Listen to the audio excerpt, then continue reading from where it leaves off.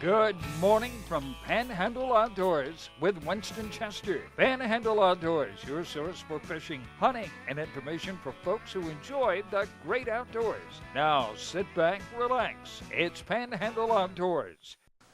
Good morning, folks. Welcome to Panhandle Outdoors. I'm Winston Chester. Glad you're here this morning. Got a big show lined up. We'll get started, of course, with our weather. Brought to us by Haney Technical Center at the corner of Baldwin and Highway 77.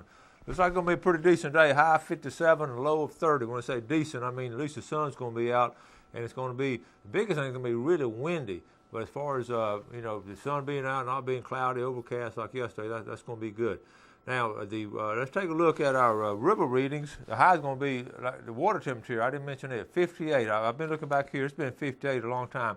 It's actually cooler now than it was in January. It's like 62, 60 most of January, but now it's been down to 58 for about 4 weeks. All right, let's take a look at the river readings now. This is Apalachicola to Bluntstown. It dropped a little bit Monday, but today is reading a 7.2, and it looks like it's going to be level all throughout the weekend. Be a good time to go bass fishing over on the river. The Choctaw is going to have a little bit of a rise to it. It's at 5.5 this morning, and this evening it's going to start rising a little bit, but level off by Thursday night, Friday morning, right around 6 foot. Our tide chart brought to us by Kent Forest Lawn Funeral Home and Cemetery. Their motto is "When Carrying Counts." So located right here on 23rd Street. Good strong tide today. We're looking at a low tide at 8:17 this morning and a high tide at 9:25. Today is February the 18th, and we've got some neat tides though coming up for the weekend. Okay, marine forecast, like I said, they're predicting west-northwest, and it says right here 20 to 30, and that's the strongest winds.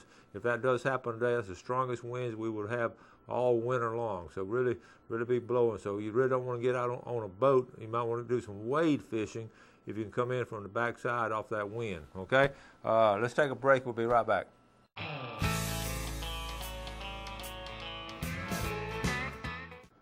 Okay, welcome back. We'll get started with some pictures. You know, we have this Pokio theme. We started from about day one. Panhandle Outdoor kids enjoying the outdoors. It's called Pokio. And what's great when they have fun and outdoors and come back and do good in the classroom and do some really neat things. So, what I want to show you, this is some good. Let's see, Jeff. Okay, here we go. We got it up here now. Here's some pictures of some outdoor girls. I'm sorry. Let's go. Let's put my picture in there too, because these. Right next to me is my granddaughter, Maddie Chester, and you saw her. She got her first deer this year, the other day. Maddie, this was at the history fair, okay, the district history fair. They won their school competition. Maddie got third place in the history fair competition in the whole district. So I'm proud of her. That was last Thursday night at Gulf Coast College.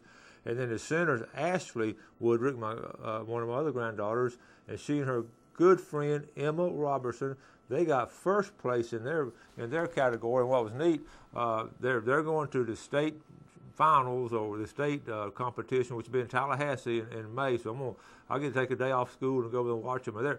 Their subject was they did a video and a story on Billy Graham, and really fascinating. So I may even show that on the show one day after the history fair or something, like a little 4 or 5 minute video, and really did a good job with it. So proud of them, because Ashley got her first. She got a doe and a buck this year, and Maddie got a doe also. So they were doing good outdoors and good in the classroom, and Emma just as sweet as she can be.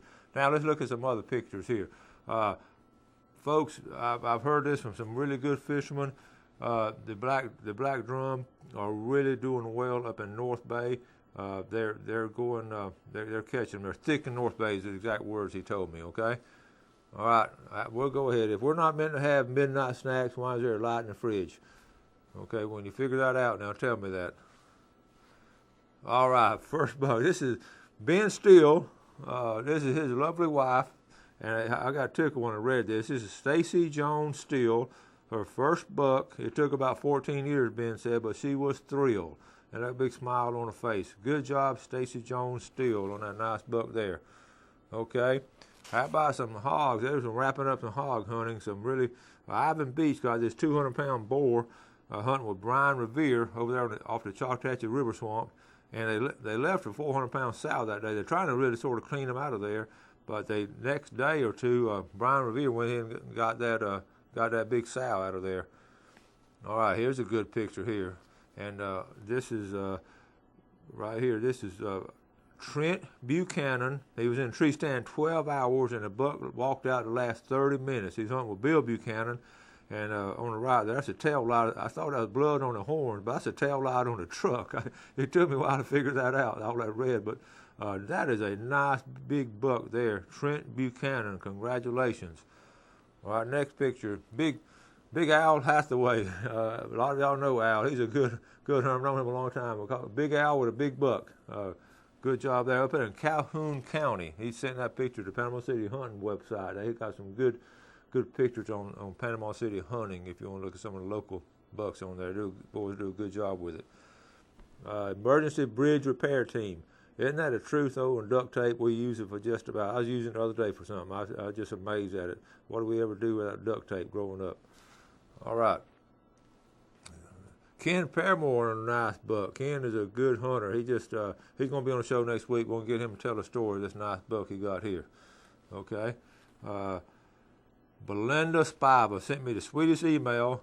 8 point. This is her first buck hunting on the lease up there in Shipley, and she was, look at that smile on her face. I got 2 pictures of it. Nice job. Her first buck there. Good job, Belinda Spiva. Big 8 point, big healthy up there in Shipley on those leases. Okay. Remember I did a story on turpentines, and I got an email. Remember the turpentine, all those pictures I showed you, those trees? Daryl Weeks from Ebro sent me this picture. He said he went ahead and he actually turpentine with his grandpa up through the 80s. Now that's really surprising. I didn't know they were going that long. So I've emailed them back to find out, what they did with those turpentines, because it was turpentine from the trees, because what happened, they quit being a market at the time. So that's really good. All right, let's go to the next one here. Turpentine. Now this is precious right here. Look at that smile. This young lady, Emma Carpenter. Okay, her dad is Brad Carpenter, and she was hunting with her dad over there on the lease. Their lease is over there around a steam plant. Everybody know where that is. It's called the Lower Woods Hunt Club.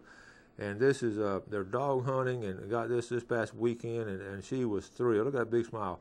In fact, I got another picture of Brad. This is Brad Carpenter and a daughter Emma, and that's a memory she'll have for a lifetime right there. That is a big buck running with dogs, and something like that is a hard buck to get in those kind of woods in that area. So Brad, in fact, now Brad's one of our former Outdoor Club presidents way back in the day when we first got started. Brad's a good outdoorsman.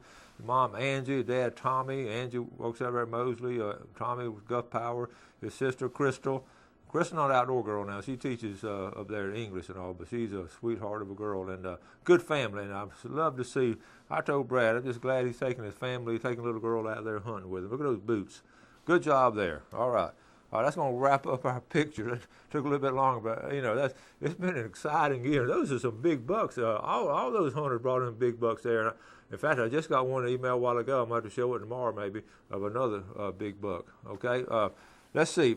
Speaking of hunting, we're going to wrap it up now this weekend. Looking at the season dates right here, it's going to wrap up February 23rd, or 22nd. But muzzle loading starts on the 23rd. So some of y'all, these muzzle loaders now shoot really good.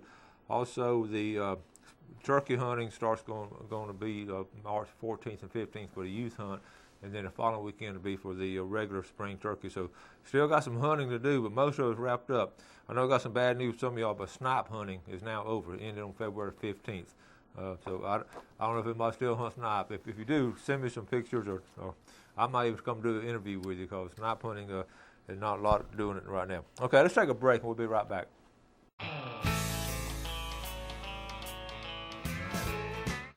All right, welcome back. It's just been a great week on Panhandle Outdoors. Of course, today is Hump Day. Monday we had Bobby Smith. Yesterday I had a really good video on the deer hunt, and today, like I say, we got some great pictures here. Let's go into a little bit of fishing right now, because we're right on the cusp of the spring migratory route coming, and we all know what that means. Of course, the water temperature now is still cool, but when it gets up there around 66, 68 degrees, it's going to kick off for that, what we call our first wave of migratory fish, and that, of course, is Spanish mackerel. And usually somewhere around, we always say the third fog, about the second or third weekend of March, we're going to start seeing some Spanish being caught. Then a big wave will come in right after those first few caught. So you have the spring migratory route. You have the Spanish first in April. April, you're going to start seeing some cobia and some pompano. It's excellent fishing in April for those two right there. And of course, the king mackerel will be right behind them. In May and June, will be some really big kings coming through. And that's sort of migratory route that we expect every year. And it's always exciting when that happens. So we're right on the verge of it. We'll be talking more and more about it. Right now, I want to mention about the, I got a little video coming up on the speckled trout, on cleaning one, but you know, a lot of times we don't talk a lot about the speckled trout, but you know, it's the most prevalent fish there is around here as far as catching, and the edibility is really good this time of year. I love eating speckled trout in the wintertime. I don't eat them much in the summertime, but when it's cold weather and all, they're really good. And speckled trout, of course, a member of the drum family, not really the trout family, but they're commonly referred to all along the Gulf Coast as speckled trout. And to catch them, you know, the gator trout, of course, is the big ones, the big females, and really those are the ones we really need to release. And we're bad about, you know, trophy holding them up and keeping them all. But if we can, I was thinking about, you know, those bass fishermen started years ago releasing those big bass and all. And it's really, we as sportsmen should start releasing all these big female trout that we catch and all. But anyway, as I was saying, they'll grow about the first year or two, they'll grow about 12 inches, and then about year 3, they'll be about 16 inches, good legal size. And a lot of times they'll just bunch up in schools and all. And one of the things, when those guys out in Texas and Mississippi fish for the gator trout, they'll use, when the trout's little, they'll eat shrimp and all kinds of small fish, but as they grow bigger, they'll eat bigger fish. And when they get large, their favorite bait, believe it or not, is a mullet. They love to eat a mullet, and some of these guides out there will actually put live mullet anywhere from half to 2/3 the size of the trout they're going to catch. It's amazing that the voracity that these speckled trout will hit these live baits, especially like mullet. But speckled trout's been around a long time. In fact, I got tickled. I did a story. I'm just gonna hold up right here in my book on the speckled trout. Right here is the Speckled Trout Club. We had a Speckled Trout Club here in Bay County in the late 80s and all, and some good. And now we don't have that club anymore. We have a kayak club and a fly fishing club locally, but Speckled Trout Club, and also had a picture of Brudnicki with a 10-pounder, and then this article right here talked about a 9.5 pounder being caught in Masalina Bayou off live bait. So speckled trout has been part of our heritage for a long time, and it's really good eating too. So don't forget about a speckled trout. I love catching them myself, and you catch them various ways. And I don't usually use live bait. I like to use artificial bait. And Captain Roy had a plug, and I still have some of those. Not a lot of those left. And also Mr. Carr up there in Lynn Haven. Mr. Carr made some really nice topwater plugs that he used, and of course they don't make them anymore. If you have any of Chuck Carr's lures, I'd hold on to them because they are collectible, and I'll bring them in one day. But they're really nice. But anyway, once you catch them, you want to clean them and eat them. So a good friend of mine, Marion Smith, is excellent fisherman, and very nice. Sometimes we get to fish together in wintertime, and I was over his house one day, and he can clean them as quick and as clean as any recreational guy I've ever seen. So let's watch this little 3-minute video on how to clean these speckled trout with Marion Smith. Okay, folks, I'm here with my good friend Marion Smith, and we have a couple of nice trout. We're going to do a panhandle tip, and last time I was out with Marion, we came back and cleaned these fish, and he has the most unique way of cleaning fish. I said, listen, next time I'm going to bring my camera, I want you to show our viewers how to do it. So Marion, I'm going to turn it over to you. Tell us how you're going to do it and what you're going to do. Okay, I'm starting off with the electric knife, and as you fillet them, the secret's to go to the backbone and cut straight down.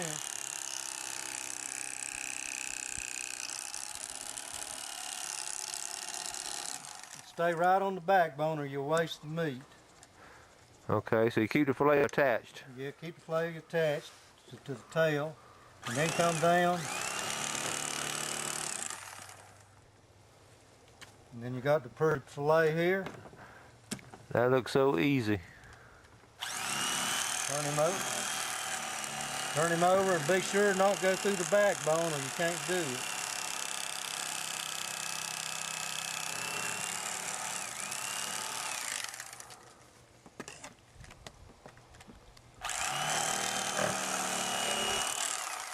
And if y'all see how thin the skin is, and you can basically read a newspaper through the backbone. Okay, no lost meat.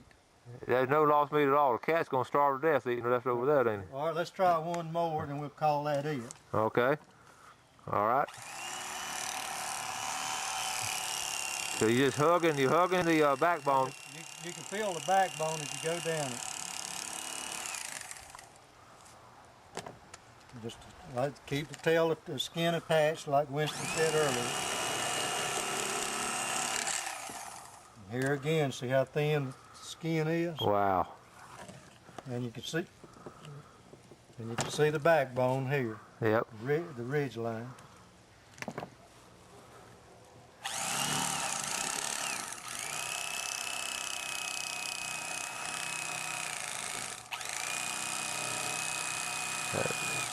He's working on the backbone there. You make it look so easy there, Marion.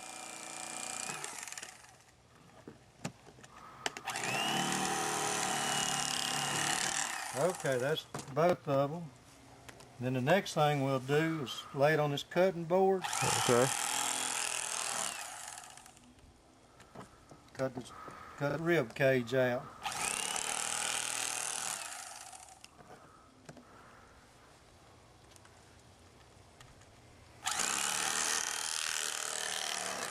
All right. So folks, you see what you're going to end up getting here. So you're not having a gut to fish, scale to fish, or anything. You're getting 4 beautiful fillets of fish. See, you've got two Look at that. very pretty fillets. That's a great job, Marion. The Marion Smith way. For fry, cut them in nugget size, or Yeah. roll, leave them fillet size. Okay. Well, that looks great, bro. Thank you, Marion. That's a great Panhandle tip for Panhandle Outdoors.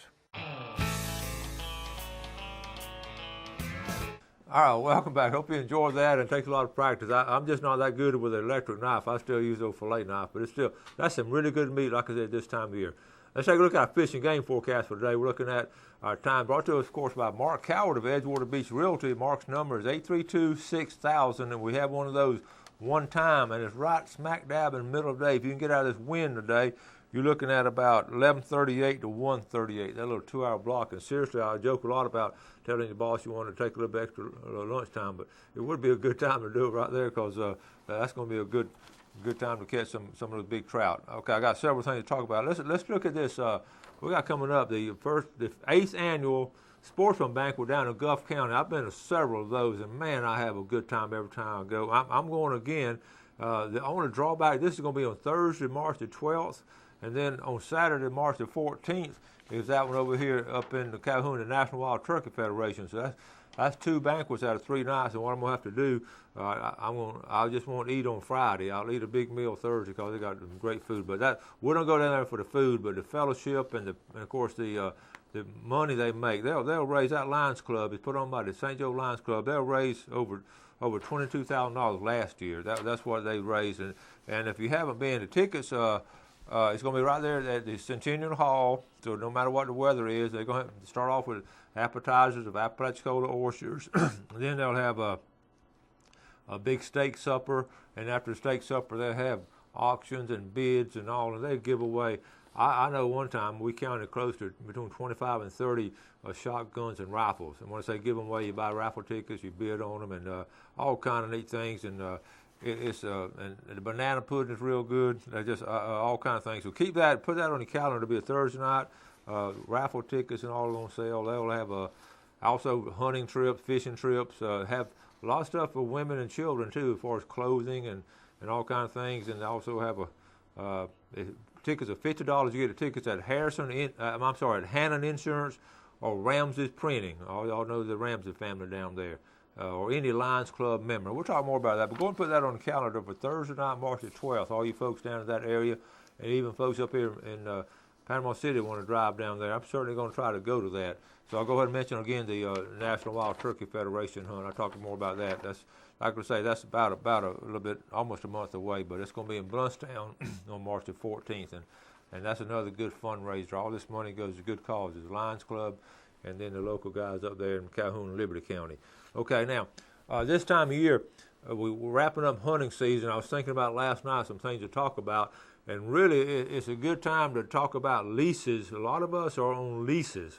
Leasing, some people just lease small pieces of land for themselves, and other folks are on a large leases with a large party. I know I have a lot of friends doing, a lot of nephews and folks I know all throughout the Panhandle and Alabama. The leases goes about, right here in Panhandle, about $5 to $10 an acre is what you're going to lease it for. Alabama is a little bit more, about 10 to 15, and it's just according to where you want to hunt.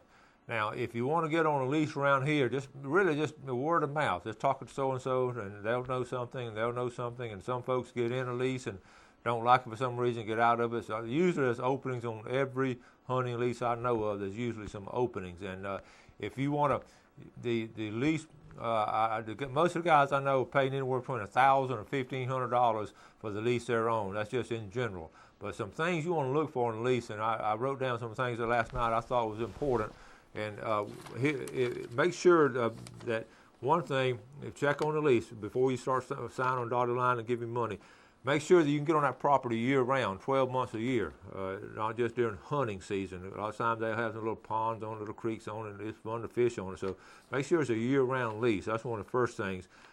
Check the previous record on how things have been, how many deer they got last time, turkey hunting available on it. Look at your surrounding areas, okay? Make sure you don't want to get in an area where the lease next door is a bunch of outlaws in it. They're going to hunt all kind of stuff and shoot everything they see. So try to get some responsible hunters around you. And also, number 4, can you camp on it? Can you put a little camper on it? Most of them you can't, but sometimes you can. Doe permits is one, and also another one I wrote down.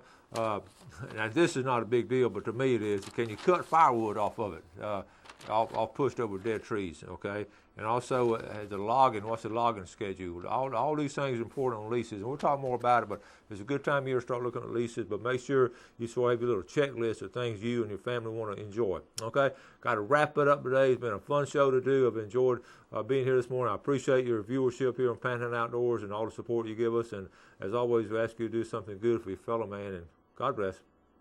Thanks for joining us for Panhandle Outdoors with Winston Chester. Panhandle Outdoors features hunting, fishing, and other activities and information to help you enjoy the great outdoors. Join us next time for Panhandle Outdoors.